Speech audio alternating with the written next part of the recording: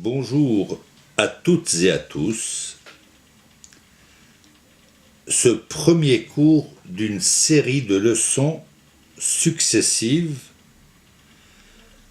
portera sur l'éducation des enfants, du respect des parents par les enfants et le rapport des parents aux enfants. Ça va dans les deux sens. Pour cela, pour base, on va se servir d'une Mishnah, c'est-à-dire un enseignement dans le Talmud, qui traite de cette question. Dans le traité de Kiddushin, ce traité s'occupe des mariages, comment ça se forme, dans quelles conditions, avec qui, comment.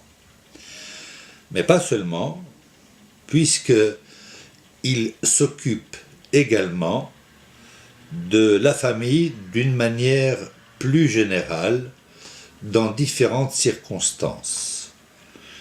Mais ce qui nous occupera aujourd'hui, en première leçon, ce sera l'enseignement dans ce même Talmud Kiddushin, page 29, que je lis et que je traduis tour à tour. Kol mitzvot haben ala av. Toutes les mitzvot, tous les devoirs, les prescriptions religieuses qu'un fils a vis-à-vis de son père. Anashim chayavim. Tous les hommes sont concernés par ces devoirs. En revanche, Venashim peturot. Les femmes en sont exemptes. Vechol mitzvot ha'av ala ben. Pour les devoirs du fils vis-à-vis du père, achad anashim, que ce soit un homme ou que ce soit une femme, tout le monde est tenu d'accomplir ces règles. Une petite indication nécessaire. Dans un premier temps, nous parlions des devoirs du père vis-à-vis du fils et nous disions que les hommes sont tenus de les accomplir, tandis que les femmes, non. Pourquoi les femmes sont-elles en quelque sorte en marge? Elles ne sont bien sûr pas exclues, comme on pourrait le penser, mais les responsabilités de l'un et de l'autre, homme puis femme, ne sont pas les mêmes. L'éducation, c'est-à-dire l'enseignement de la Torah, se fait par le père. Mais la façon de vivre, le mode de vie, la manière d'être, c'est la mère qui s'en occupe. Et lorsque nous parlons d'enseignement, c'est donc le père qui est chargé de cette mission, et la mère n'a pas ce devoir. Maintenant, à l'inverse, quand il s'agit de l'enfant vis-à-vis de son père, autant l'un que l'autre, tous les deux sont concernés. Aussi, comme je vous le disais, on va s'attacher avant tout à un commandement majeur, celui du respect des parents. Nous savons tous qu'aujourd'hui, plus que jamais, il est très très important que les enfants sachent la conduite à avoir vis-à-vis des parents. On ne sait jamais assez ce qu'il faut faire et on va commencer par là. Le 5e commandement de la Torah et honore ton père et ta mère. Il faut honorer l'un et l'autre, autant l'un que l'autre. On ne peut pas dire qu'il faut respecter le papa plus que la maman, ou bien par la filiation préférer respecter sa mère au père. Les deux sont conjoints. Ils travaillent en harmonie. Ils se complètent. Les deux sont indispensables, mais au-dessus de tout, il y a Dieu. Dieu a créé l'univers et tout ce qu'il renferme, donc les hommes et les femmes, et à leur tour, les parents vont avoir une mission très importante, celle de concevoir des enfants. Le père est en chef-lieu le premier responsable, si on peut dire, de la naissance, mais c'est l'effort, si on peut dire, le moins coûteux. Dans un second temps, c'est la maman qui, elle, assume toutes ses responsabilités en portant cet enfant tout au long des mois successifs jusqu'à la naissance de cet enfant. Que ce soit bien sûr un garçon ou que ce soit une fille.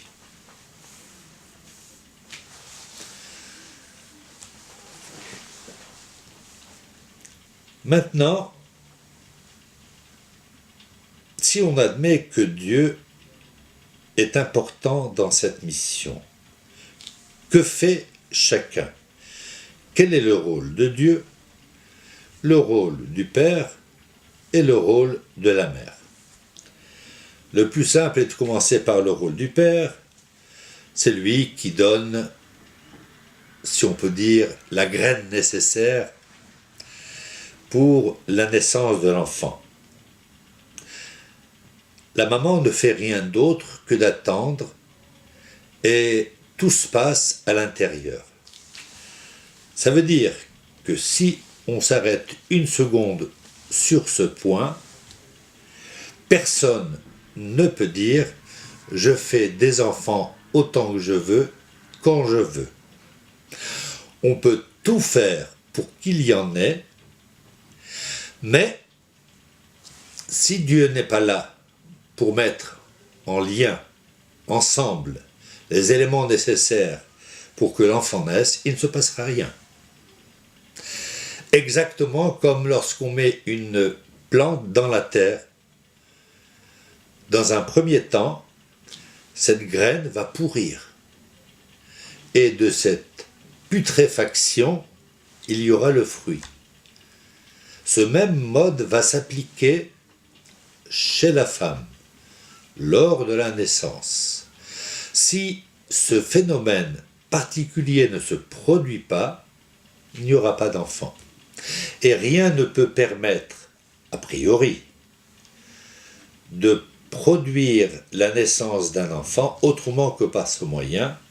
J'exclus bien évidemment tous ceux que nous connaissons aujourd'hui, avec les naissances un peu différentes de celles que nous connaissons au quotidien. Donc, je parle vraiment homme, femme. Les enfants naissent. Maintenant, les enfants sont là. Que doivent faire les enfants vis-à-vis des parents? Comme je disais tout à l'heure, aujourd'hui, on a totalement oublié tout ça. Une petite règle qui me plaît à chaque fois de dire, c'est déjà qu'à la maison, le papa a une place où il s'assoit, et cette place ne doit jamais être occupée ni par le fils, ni par la fille. Ça relève du respect. L'exemple du père qui a une place à la maison, non pas dans la maison, mais je veux parler de sa propre chaise, est très important. Aujourd'hui, dans les familles, chacun s'assoit où une place est libre, sans respecter ce principe d'accorder une place particulière réservée à son père. Que ce soit un fils, que ce soit une fille, c'est un commandement qu'il faut respecter. Autant pour la maman, bien évidemment. Et du reste, la loi va un peu plus loin, en précisant qu'à la synagogue, chacun devait avoir sa propre place pour prier, pour mieux se concentrer, pour s'habituer et s'adresser à Dieu au mieux. Deuxième point, les enfants vont très souvent dans la chambre des parents sans frapper, sans demander. C'est interdit. La chambre des parents est sacrée. Tout ça relève de ce que l'on appelle le respect des parents. Et ce respect, c'est bien évidemment le 5e commandement. Kabed et avicha ve'et imecha. Honore ton père et ta mère. Les ma'an ya'arichun yamecha, pour que tes jours se rallongent. Quand on dit honore ton père et ta mère, en première lecture, c'est le papa et la maman. Mais qui est véritablement le premier père, sinon que Dieu lui-même? Et pour bien comprendre ce 5e commandement, les 4 commandements précédents vont nous être utiles. Disons qu'à la place de chacun, il est du devoir de remercier Dieu de notre existence, de son existence, l'existence de Dieu qui veille en permanence sur nous. Et c'est à ce titre que nous respectons dans un second temps les parents, le père et la mère qui nous ont donné la vie. De même que la Torah nous demande de ne pas prononcer le nom de Dieu pour rien, eh bien, on n'a pas le droit non plus de prononcer déjà le nom des parents en leur présence. Les noms des parents sont sacrés, presque autant que Dieu est lui-même sacré. La Torah elle-même fait une relation étroite entre Dieu et les parents. Qui n'a pas dit dans diverses conversations avec un ami, avec un membre de la famille, « Je te jure sur la vie de ma mère », par exemple. Ça, c'est interdit. De même qu'il est interdit de prononcer le nom de Dieu, on ne peut pas jurer sur le nom ni de son père, ni de sa mère, surtout dans le mensonge. Si on a la chance d'avoir des parents immensément riches, c'est bien, tant mieux. Mais on ne doit pas non plus respecter son père ou sa mère parce qu'il a des sous-sous, parce qu'il a de l'argent. Il en a, Dieu lui en a donné. Mais on ne doit pas être attaché à ça pour respecter les parents en se disant « plus je respecte mon père, plus il va me donner des sous ». Je voudrais justement ouvrir également une parenthèse là, qui effectivement mérite d'être entendue. Les parents travaillent beaucoup. Ils n'ont plus beaucoup de temps. souvent, à la place de l'amour, ils donnent de l'argent. On couvre d'argent ses enfants. Va acheter ton scooter, va acheter ton dernier téléphone, dernier cri, etc. Et malheureusement, quand les parents eux-mêmes donnent le pli aux enfants que l'argent est important, ben les enfants finissent par respecter l'argent et non plus les parents. Et la Torah nous dit non. Les parents, on les respecte gratuitement. On ne doit pas non plus respecter les parents juste par la bouche. Qu'est-ce que ça veut dire par la bouche? Papa, je t'aime. Maman, je t'aime. Au revoir, je vais à l'école. Au revoir, je vais travailler. Quand les parents sont jeunes, ils travaillent d'eux-mêmes, ils subviennent tout seuls à leurs besoins, mais c'est ensuite que les choses se gâtent.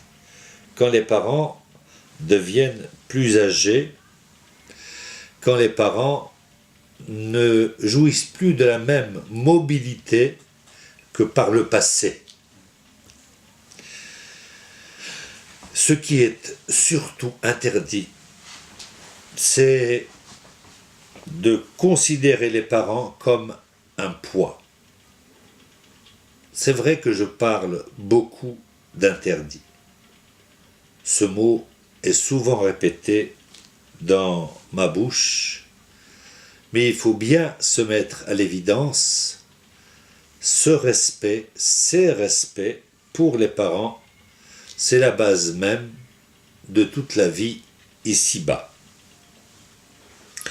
Donc, on ne doit pas s'affranchir du devoir de venir en aide aux parents, sous peine de subir plus tard ce que l'on appellerait une punition mesure pour mesure. Pour vous bien faire comprendre cette idée, si vous avez un peu lu la Bible, vous savez que notre patriarche Jacob, n'a pas donné signe de vie à ses parents pendant 22 ans. Quelle fut sa punition, si on peut parler ainsi? Eh bien, plus tard, son fils, en Égypte, restera 22 ans sans donner signe de vie à son père. Toujours mesure pour mesure. Donc, si nous, jeunes ou moins jeunes, ne veillons pas sur nos parents, à notre tour, nos enfants ne veilleront pas sur nous. Et c'est pour ça qu'on a déjà ce devoir, et c'est ce que faisaient déjà nos parents. On constate dans la Torah que ce devoir des parents est précédé du devoir respecter le Shabbat, toutes les pratiques, et juste après, le commandement suivant est « Lo tirtzach », tu ne tueras pas. Le premier, souviens-toi du Shabbat, chacun le connaît. À savoir qu'on respecte les parents dans la mesure où les parents ne nous demandent pas de transgresser une quelconque loi du Shabbat. Dans ce cas, on peut désobéir aux parents sans être insolent pour autant. Mais il y a une autre idée, c'est que ce respect du Shabbat va avec l'idée du respect des parents. Souviens-toi, souviens-toi, souviens-toi du Shabbat, souviens-toi du respect des parents. Il y a un effort de mémoire. quel est cet effort de mémoire? De bien se souvenir que je ne parle pas à mon ami, à mon camarade ou à je ne sais qui, mais je parle à mon père, je parle à ma mère. Mon père est une autorité, il est juste au-dessous de Dieu. Il a presque sa place, mais il ne l'a pas. La maman, c'est pareil. Maintenant, lotir tsar, tu ne tueras pas, c'est quoi? Lorsque je vois mes parents en difficulté, non plus le sou.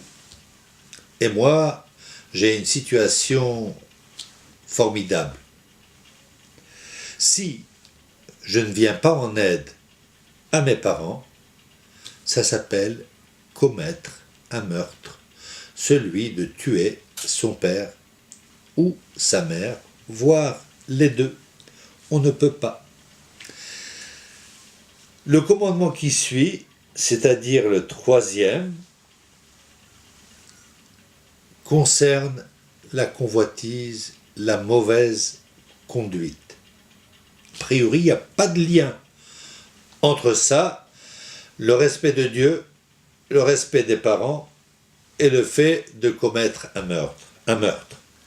Et pourtant, la Torah dit que dès lors que je privilégie mes relations, même avec mon épouse, parce qu'on est marié, et qu'on oublie totalement les parents, c'est comme si nous commettions cette mauvaise conduite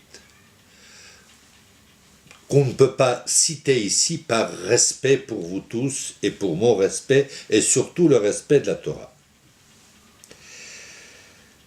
Et on assimile également ce manque de respect à un vol. Le vol, c'est-à-dire comme si nous kidnappions notre père, notre mère. Et on vole quoi? On vole ce qu'on aurait dû donner à nos parents, mais qu'on garde dans sa poche. Quand on a un employé, on lui verse son salaire régulièrement. Et pour autant, nous ne sommes pas des bienfaiteurs. On verse à l'employé ce qu'il mérite. Vis-à-vis du pauvre, c'est la même idée. Il n'y a pas en fait des vrais riches et des vrais pauvres. Quand un employeur, au bout du mois, a amassé tous les sous, ça ne veut pas dire que tout lui appartient. Une part revient aux employés. De même, nous percevons des salaires grâce à notre travail et surtout grâce à Dieu. Mais dans notre poche, nous avons la part du pauvre, la part des pauvres. Donner aux pauvres ce qui lui revient ne relève pas d'un effort gigantesque. C'est faire ce que nous devons faire. Donc, aider ses parents est la première des priorités, parce que sachons que dans la tzedaka, dans l'argent que l'on donne aux pauvres, on privilégie avant tout les proches, le père, la mère, le frère, la sœur, etc. En dernière ligne, c'est l'étranger. Pour ce respect des parents, revenons. Il est marqué dans la Torah, tu ne feras pas de faux témoignages. De quel faux témoignage, dans ce cas de figure, parlons-nous? Eh bien, c'est de ne pas accomplir ce devoir vis-à-vis des parents, de les respecter, savoir que si la Torah me demande de le faire, si je ne le fais pas, donc, je fais un faux témoignage. Dans la création de l'être humain, par Dieu avant tout, puis des parents, la Torah nous apprend qu'il y a trois associés, Dieu, le père et la mère. Concernant le père, il est responsable dans le corps de l'enfant des os, des nerfs, du cerveau, des ongles, le blanc des yeux. De la maman, on a la peau, la chair, le sang, les cheveux et le noir des yeux. De Dieu, on est gratifié de 10 éléments. 1. Le souffle divin. En 2, l'âme. Je ne vais pas trop m'étendre sur le terme de l'âme parce qu'il y en a plusieurs.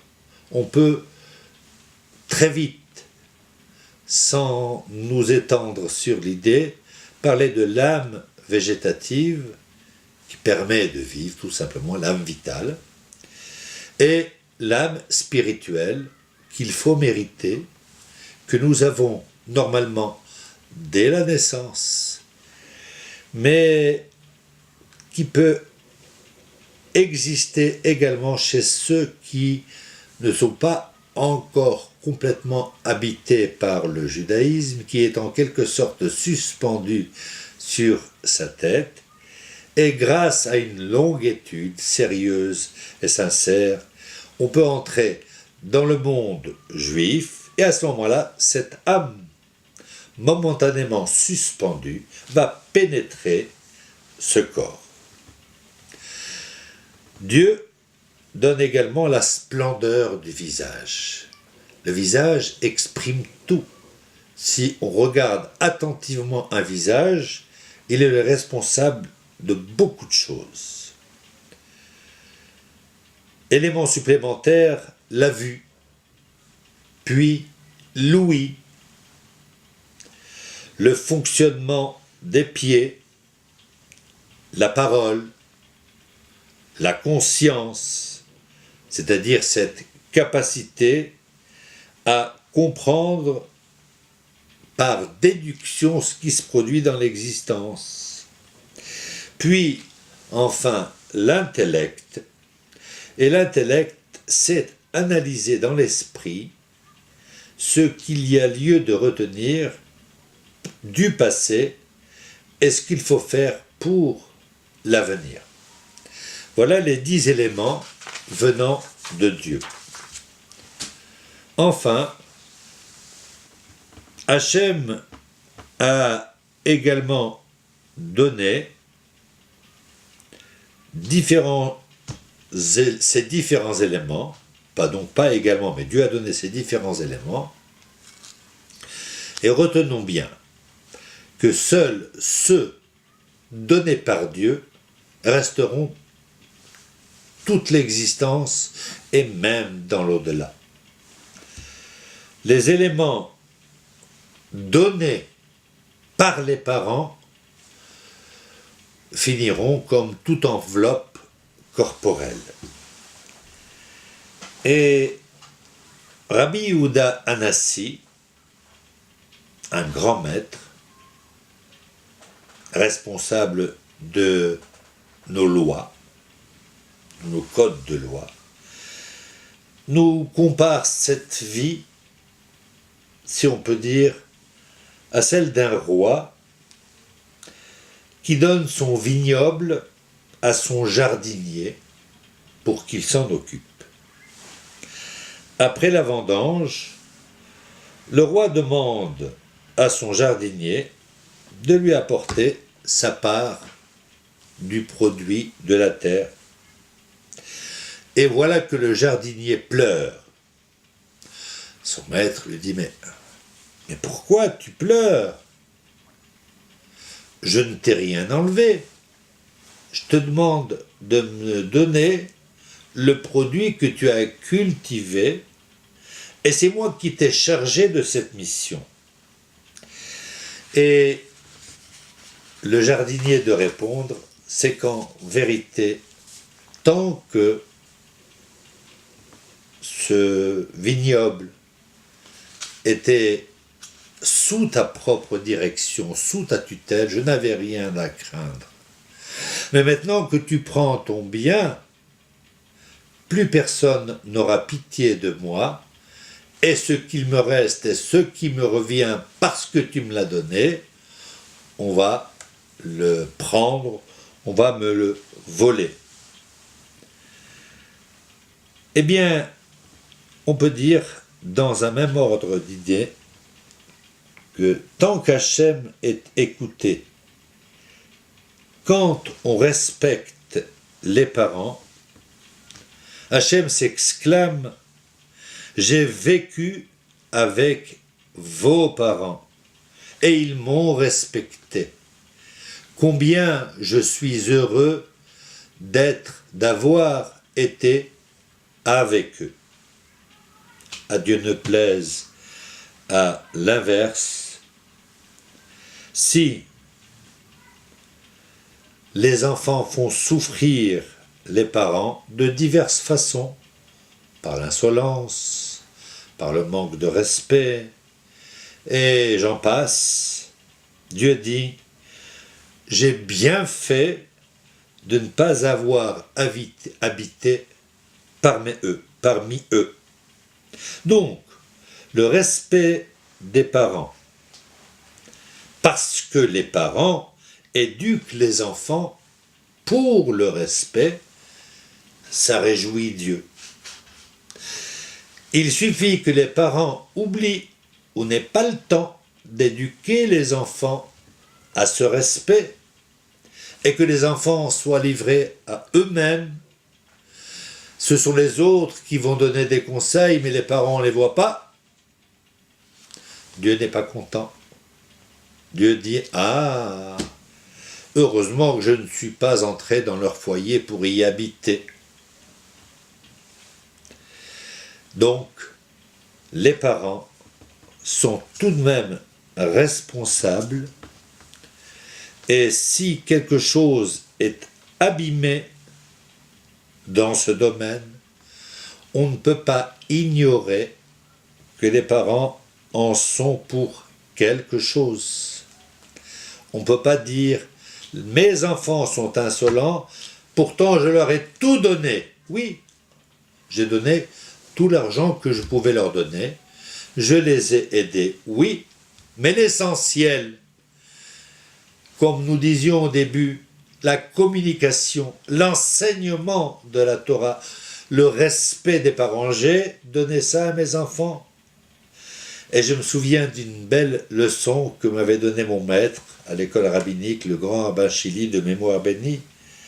Il me demandait comment aider l'autre à être un bon juif. J'ai apporté toutes sortes de réponses.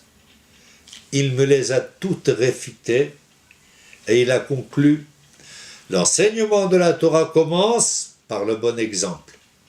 Si je ne donne pas la bonne éducation à mes enfants, comment puis-je ensuite espérer qu'ils me respectent comme Dieu le demande ?»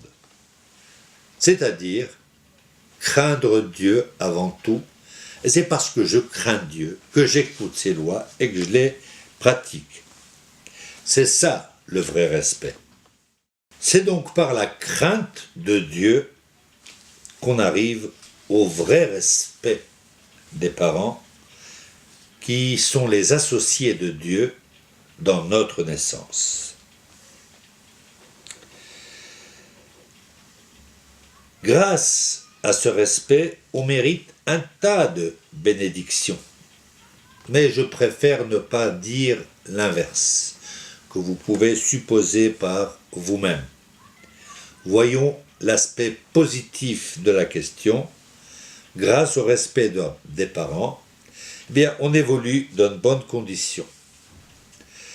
Ne soyons pas laxistes et dire « c'est pas grave, quand mon enfant grandira, on l'aidera et il évoluera. » Le Talmud dit « Girsa deyan kuta », ce qui n'est pas enseigné depuis l'âge le plus tendre ne sera pas renseigné. ce qui est enseigné depuis l'âge le plus tendre, restera marqué de façon indélébile. On donne de bonnes habitudes à son enfant et on en donne surtout l'exemple. Et là, s'il m'est permis d'ajouter ce qui n'est pas tout à fait dans le sujet, mais ça l'est quand même, à savoir non seulement le devoir des enfants vis-à-vis du père et de la mère, mais les devoirs du père vis-à-vis de ses propres parents et les devoirs qu'il a vis-à-vis de ses beaux-parents, a priori des deux côtés. Quoique, la loi nous apprend qu'une épouse doit avant tout considérer son mari, et ensuite, si le mari est agréable, et la plupart du temps c'est le cas, en tous les cas j'ose au moins l'espérer, la fille pourra aller voir ses parents, et là c'est un devoir. Donc c'est grâce au mari qu'il y a le devoir des parents de l'épouse.